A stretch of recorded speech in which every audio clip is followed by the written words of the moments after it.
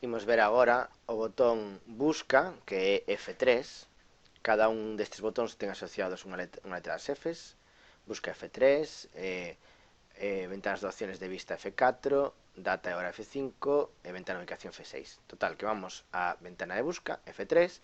Entón podemos buscar aquel punto que nos interese. Aínda que o programa eu configurei en galego, os nomes siguen en castelán. Por tanto, se quero ver, por exemplo, Júpiter, teria que poñer e respetando os tildes, porque senón non o recoñece. Como vedes, poño Juno, pero non me aparece Júpiter na opción. Se poño Júpiter, xa me aparece aquí abaixo.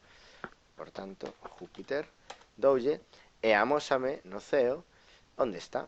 E se clico sobre el, aquí xa nos dá a información, a distancia, diámetro aparente, etc. Que quero buscar Urano? Pois o mesmo. Urano.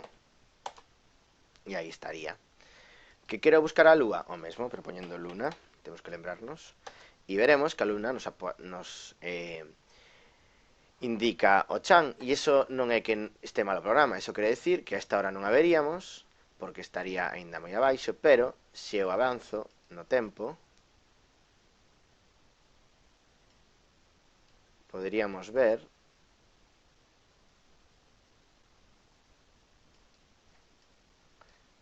bueno, claro, que hoxe creo que non veríamos a lúa, nada, estuve equivocado.